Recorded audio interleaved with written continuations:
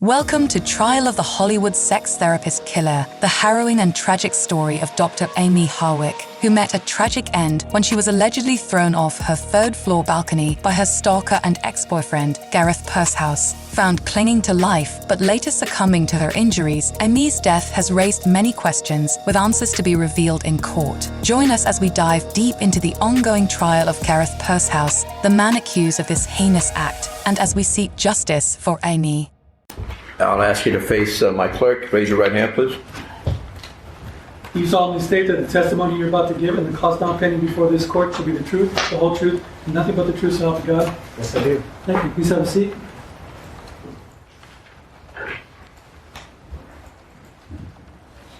Please state and spell out both your first and last name. My name is Hernando Chavez, HERNANDOCHAVES.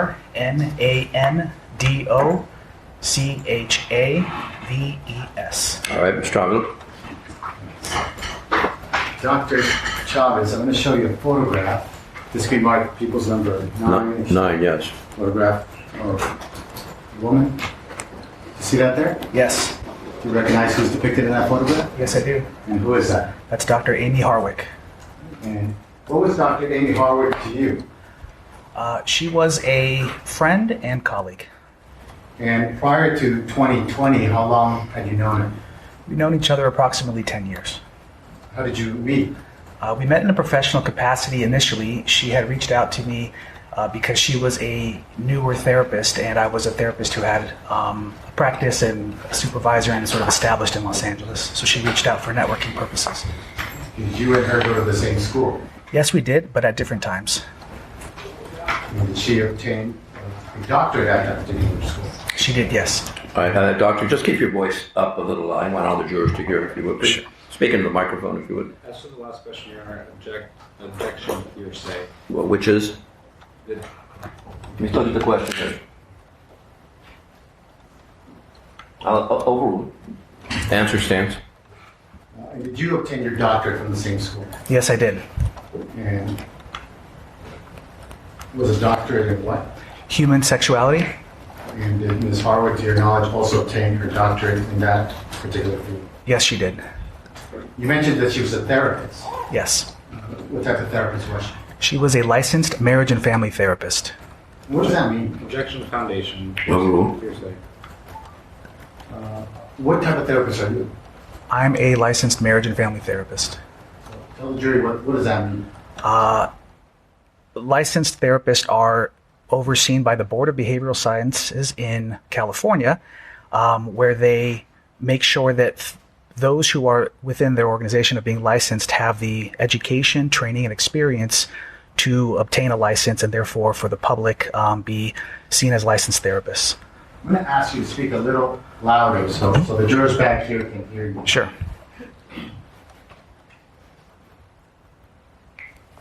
And prior to 2020, did you and Dr. Amie Harwick, would you meet in a professional capacity? Yes. And how so? Various ways. We would meet for coffee or have phone calls where we would have case consultations. It's a part of our profession to reach out for support with therapy clients. It's a standard, an ethical standard that we are obliged to. We would also go to conferences together, attend workshops together, and events that were related to our license and our CE units, which are necessary for us to renew licensure.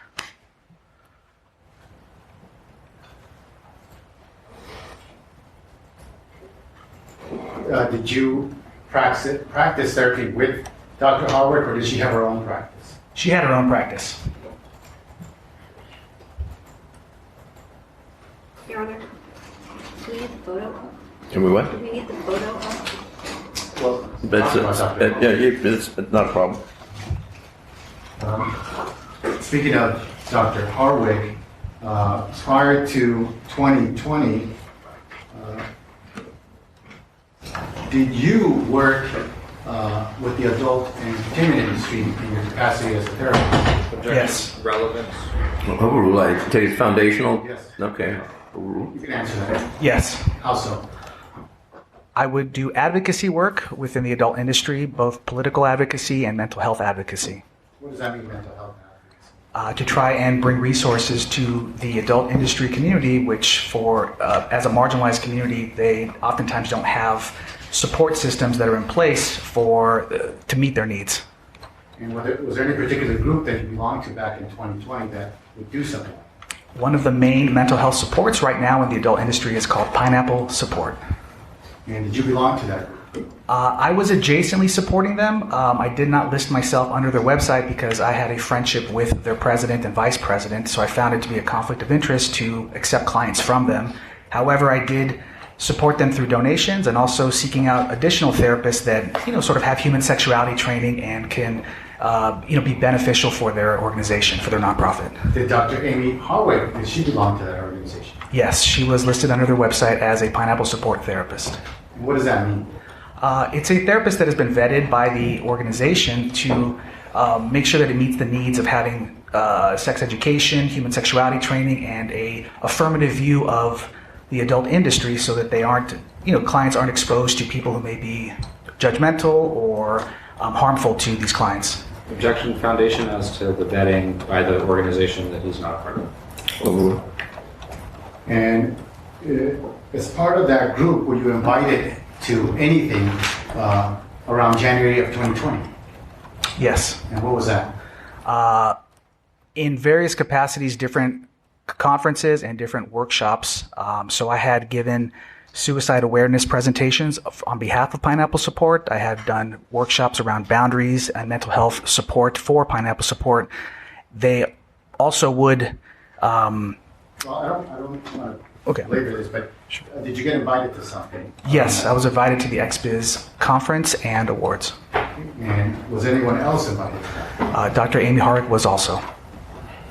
And did you attend any conference? Was there an awards show at the end of these conferences on January 16, 2020? Yes. And prior to that, were there some conferences at the same location? Yes. And what location was that?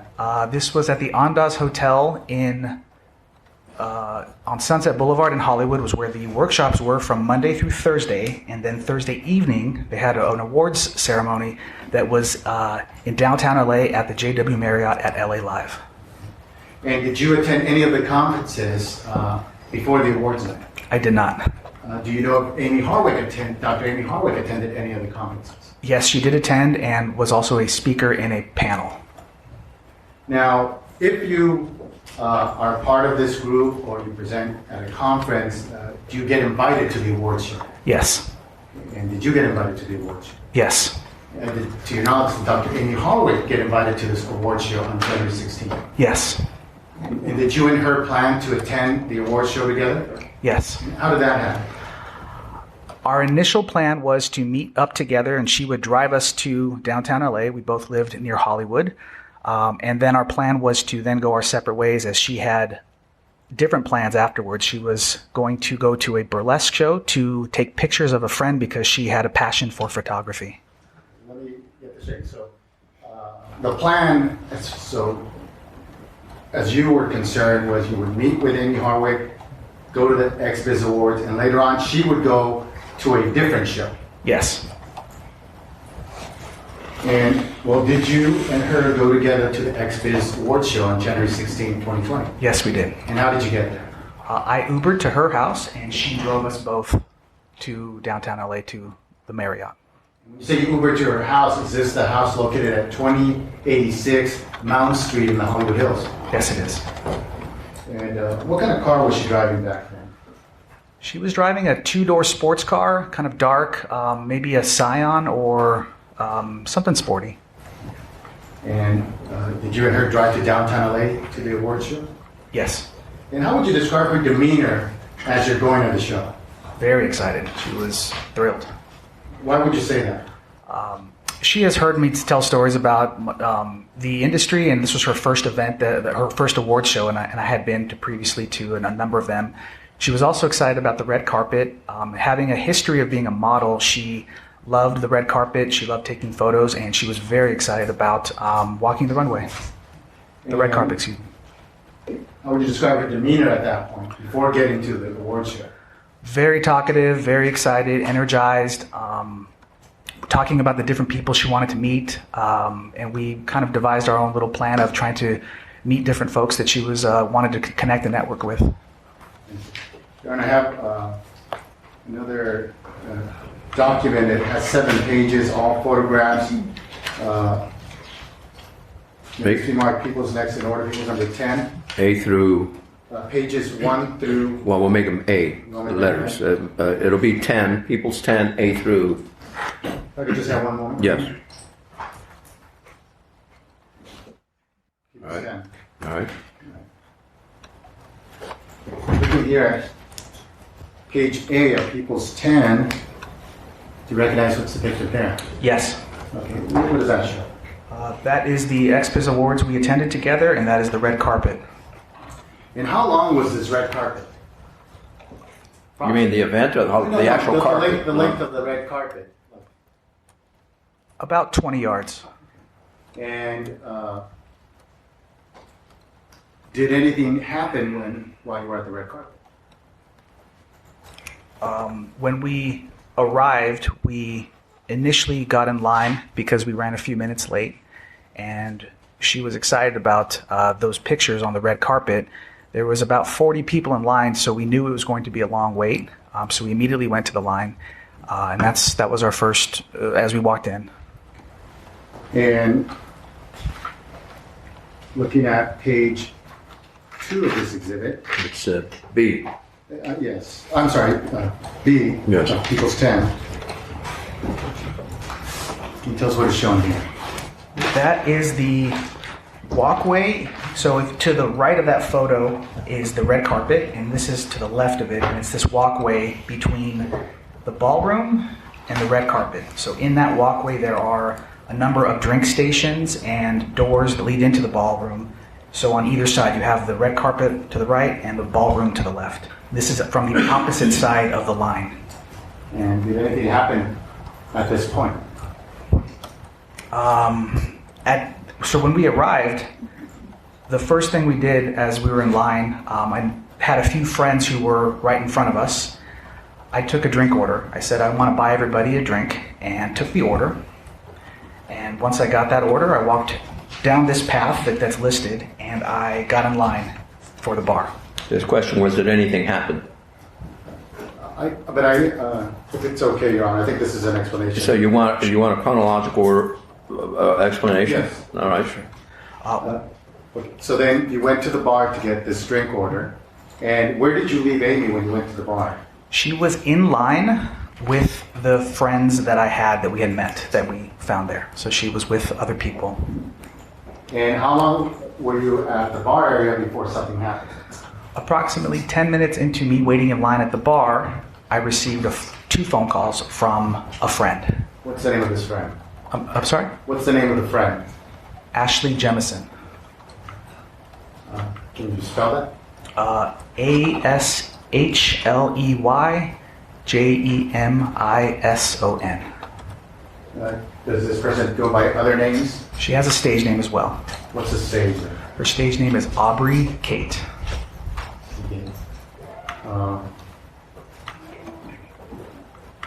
And what happened at this point? The first phone call, when she called, I couldn't hear. It was a lot of loud commotion. It was chaotic. So I couldn't understand, and I hung up. And then 30 seconds later, I received another phone call from her as well. And all I could hear amongst the chaos or the sounds that were sort of the loud sounds was, "Get the F over here." What did you do? I immediately went back to the line. And when you went back to the line, how far away is the line from the bar? I was probably 25 yards away from that portion of where they were at in the line. Once you went back to the original location, what did you see? It took me a couple of minutes to kind of weave through the different people that were standing there and blocking my route. When I got there, I saw Amy and the defendant were walking away from the line together.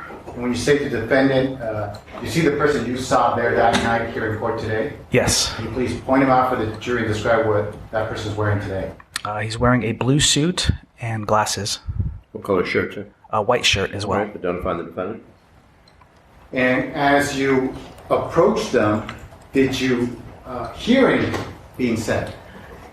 Initially seeing them walk away, I first checked in with my friend who called me, and she told me, this guy is freaking out on your friend. So I then walked over to where the two of them had walked to, and they You had said the two of them. Dr. Amie and Gareth Pursehouse.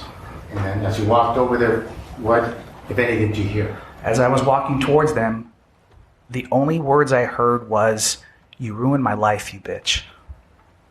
And as I got closer, they both stopped, they both looked at me, and I checked in with her and said, "Is everything okay?" And she said, "Everything's okay. I'm going to be right here talking." And so I went back to the line and waited for her. I also said, "I'll wait in line for you." And so I waited and kept her place. Now let's go back to the statement that what was the statement again? "You ruined my life, you bitch." Looking here at people's photograph C of this exhibit, do you recognize who's shown there? Yes, And who is that? that's the defendant, Gareth Pursehouse. Is that the way he looked at the XBiz award show on January 16th? Yes, I remember the red shirt and the jeans. Yeah. And so how would you describe, were you able to see his face when he said, "You ruined my life, bitch"?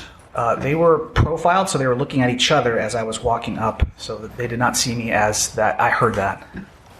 Were you able to see what his demeanor was when he said, "You ruined my life, bitch"? It was hostile and angry and elevated. And then when they both made eye contact that I was walking over, they both put it back together. He calmed himself down very quickly in that moment. And then what happened? After I checked in and she shared that she was going to be there and talking, I went back to the red carpet and waited for about 45 minutes until I got closer to the entrance of the red carpet. And in the meantime, I was checking over at the two of them talking periodically, every minute or 2 minutes. Why were you doing that? I was concerned. What were you concerned for? The angry, hostile statement, if someone calls your friend a bitch, that was alarming to me. That raised a red flag for myself, and I wanted to make sure she was okay. So you kept a view of her? Yes, she was in the line of sight the entire time I was in the line. About how far away was she from you? 30 to 35 yards. And did you see anything happen during that time when you're watching her from that distance? Obviously, I could not hear anything else because I'm so far away, but I could observe nonverbal movements for both of them. I noticed she had her hands clasped together in her lap. Her two hands? Her two hands were clasped together, and she was seated in a way that was kind of leaning into the conversation. So she was, in my opinion, non-threatening and trying to just looked calm. The defendant, Gareth Pursehouse, had much more animated movements with the hands. So there was times where the hands went on the head, times when the hands covered the face and then were in his lap, bending forward into his lap. And there was just more movement to reinforce whatever was being said. If the record could just reflect that the witness was placing his hands in front of his face, a couple inches out in front of his face, first above his head, then in front of his face, and then leaned forward. All right, thank you. And what happened after that? A bell went off to signify that the show was starting. So it's like a 5-minute or a 10-minute warning for What people. time was the show supposed to start? It's supposed to start, I think, at 8 o'clock, but they ran late, so it was probably closer to 9.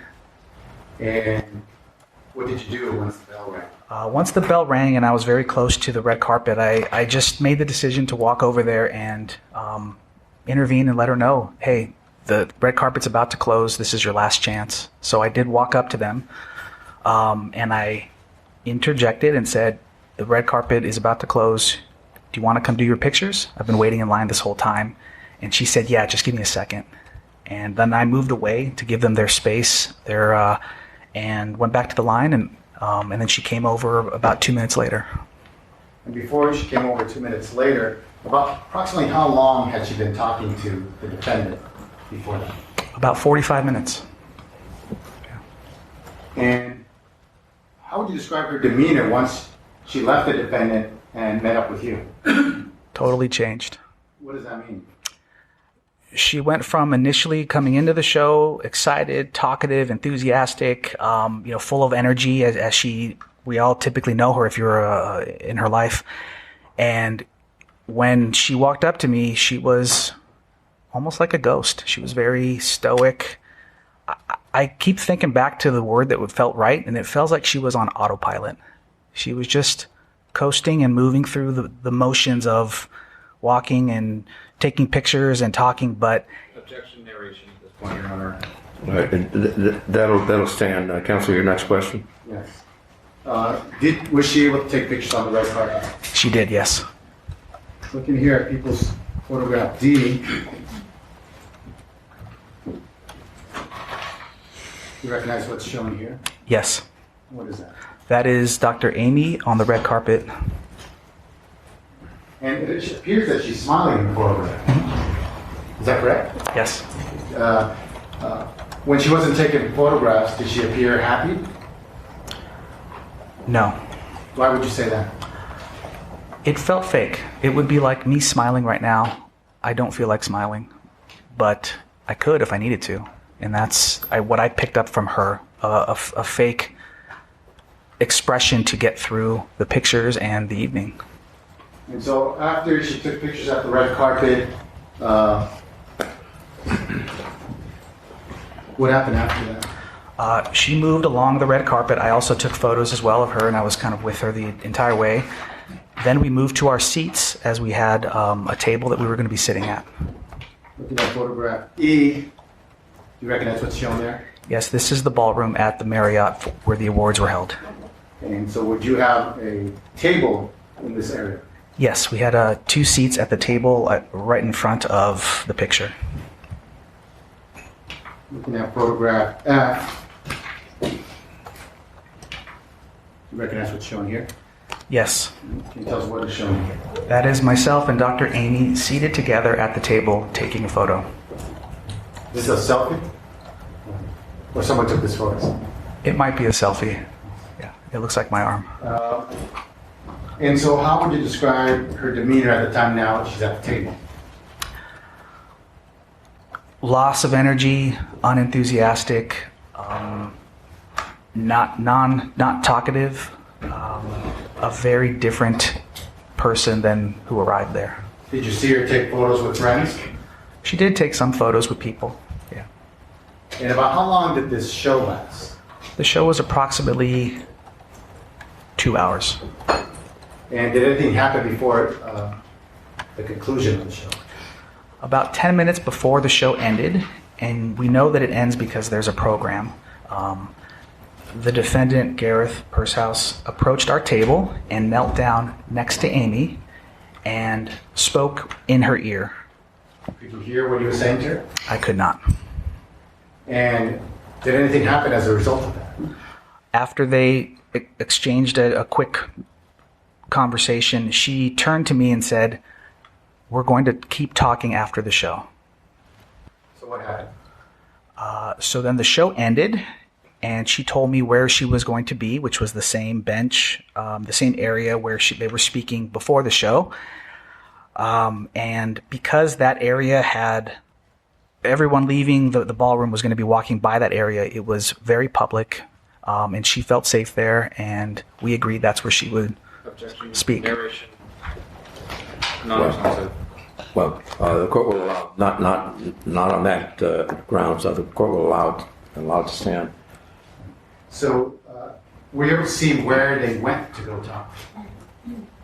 I remained in the ballroom for some time. At some point, were you able to see where they went to go talk? Yes, I did go check on her. And what point was that? Maybe 10 or 15 minutes into the ending of the show. What did you see? I saw them seated at the same bench, continuing their conversation. How would you describe Amie Harwick's demeanor during that conversation? Very similar. I call it therapist mode. She was engaged and, you could see a de-escalation experience of her trying to navigate and calm the situation. Objection, speculation. Well, did you sustain, and unless you heard the conversation? Motion to strike. Well done. Did you hear the conversation? I did not hear any conversation. Okay, so you're basing that on what? Nonverbal observation. I'm going to sustain the objection. Motion to strike. It's stricken. How would you describe the defendant's demeanor when you observed him, what appeared to be talking to Ms. Harwick?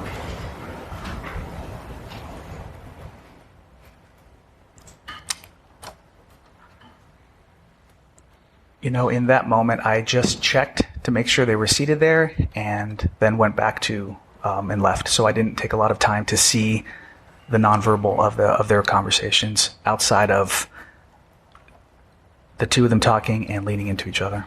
And the location where they were talking, was there traffic around it, people traffic? A lot of traffic and a lot of people walking by there. Why would you say that? It was to leave the ballroom, you'd have to take this corridor to the escalator that would take you downstairs to the lobby area. So everyone had to go through the escalator.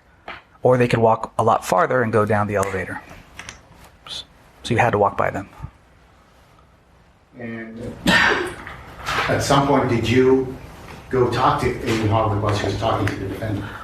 We exchanged text messages, so I didn't approach the two of them. I only sent messages to check in and ask how you're doing.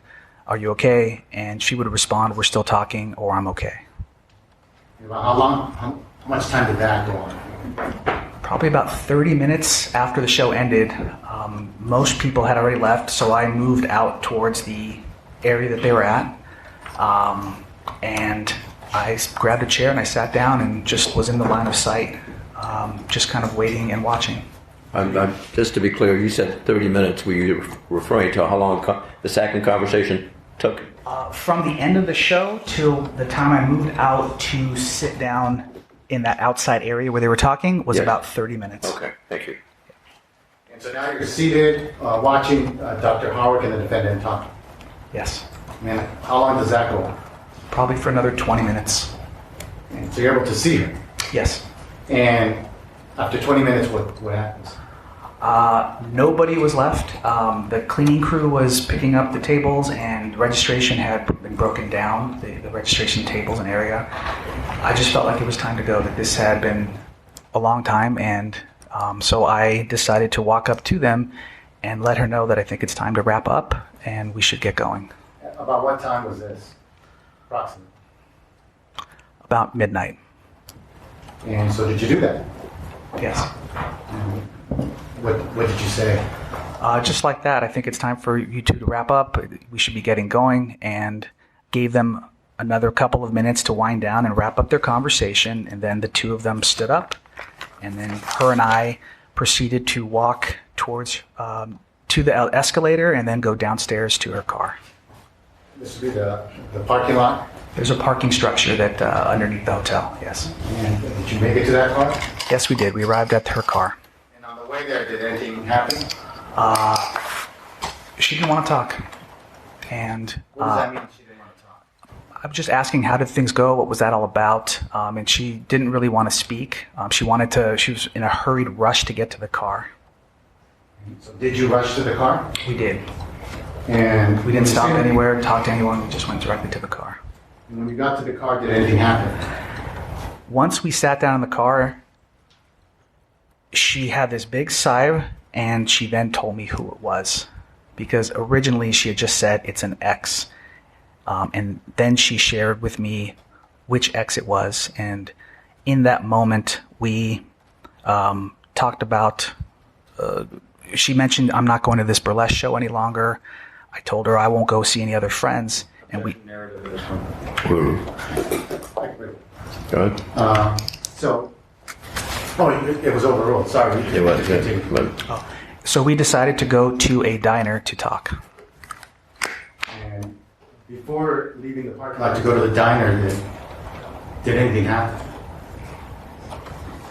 Did she express anything at that point? She was scared and worried she was going to be followed. How do you know that? She told me. And both her and I both looked in the side mirrors, and turned our heads to make sure no one was following us outside of the parking structure. Did she indicate to you who she feared would follow her? Yes, What did she say? Gareth. And where did you go after that? We got on the freeway and we went to a diner in Burbank called Bob's Big Boy. A lot of people recognize that. Around what time is this when you get to the Bob's diner, Bob's Street Boy? Approximately 12:30 a.m. While at the diner, does she tell you anything related to her fear that night? She told me the story of the interaction, of what they talked about, and her fear and her being afraid. Can you tell us what she told you in regards to her fear? She told me that she was scared, that she had long felt fear regarding this ex. Yeah. And did she tell you that whether anything from that particular night caused her fear? Because she had shared that they had not spoken for a number of years, this brought up a wave of fear. And a big part... Let me stop you there. Did she indicate to you whether she was going to take any precautions as a result of having this fear? A big part of our conversation was how to protect yourself from... Can you tell the jury what you and her discussed about her protecting herself? We discussed boundaries and a safety plan, and within that safety plan, we discussed having someone reinforce her locks both on her doors and windows.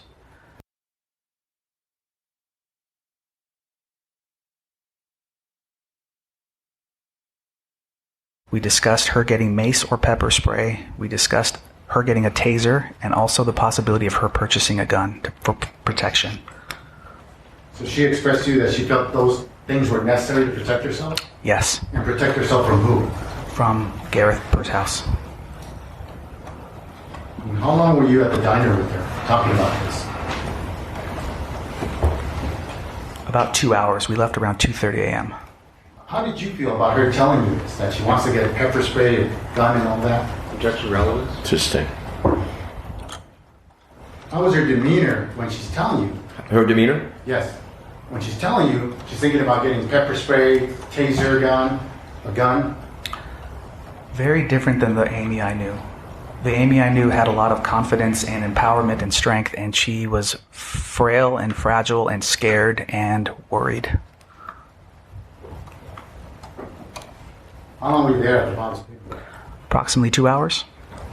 And after that, what happened? After that, we wrapped up our meal. She dropped me off at home, but as we were leaving, I offered to stay with her if she would like me to stay at her house with her. Why did you do that?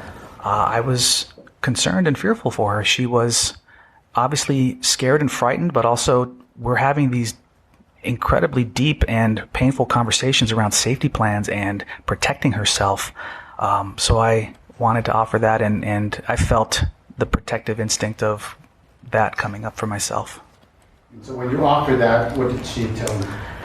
She told me she feels comfortable because she has a male roommate at her home, and there wasn't a need for me to stay over. And so did she drop you off at home? She dropped me off at my home, and then she went home. And we exchanged text messages when she arrived. And sometime after that, did you and her start exchanging other types of text messages? The next day, she sent me a few messages following up with both our conversation and also updates. I'll show you People's Exhibit 10, photograph G.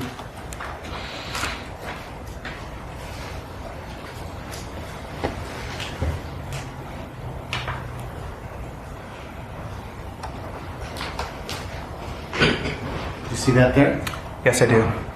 And do you recognize what's shown here?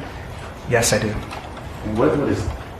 This is Dr. Amie messaging me on January 17th, the following day after the awards show, that Gareth found her number online.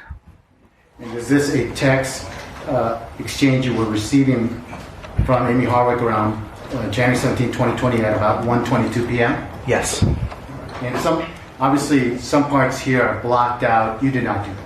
I did not do that, no. But to get to this, for example, there appears to be one text with the date of January 17, 2020, 1:22 p.m., and then there's another screenshot of a text in the middle. Do you see that? Yes. Whose text message is that? Amy's messages are on the left, which are not blacked out, and my messages are on the right, which appear to be blacked out. And ladies and gentlemen, the reason it's blocked out is the court has ruled on the admissibility of it, so you're not to speculate what it was and the reasons why it was blocked out, if you would. Okay? Go ahead, Counsel. Thank you. And is this the message you received from her around 1:22 p.m.? Gareth found my number online and messaged me. I told him I didn't want to talk and wished him the best, but his response was still obsessive and scary. Handyman comes tomorrow for more locks on my windows and ordered pepper spray. Yes, that was Dr. Amy's text message to me. Okay, and you gave her a response, Yes, I did. okay, and then she texts you back after that, what appears to be on the right side. Thanks, I set a boundary text, and I'm not responding after that. He keeps texting me and it sounds unstable. That is Dr. Amy's text message to me. Your Honor, may we briefly approach? Briefly. Ladies and gentlemen, let's call it a day. We're gonna remain here and discuss an issue here. Back tomorrow at 9:40. Have a safe evening. We'll see you. Stay off the internet and social media if you would. Thank you. Have a good evening. More of the trial of the Hollywood sex therapist killer is on the way. Press subscribe now so you don't miss a moment of this riveting courtroom drama as we seek justice for Dr. Amie Harwick.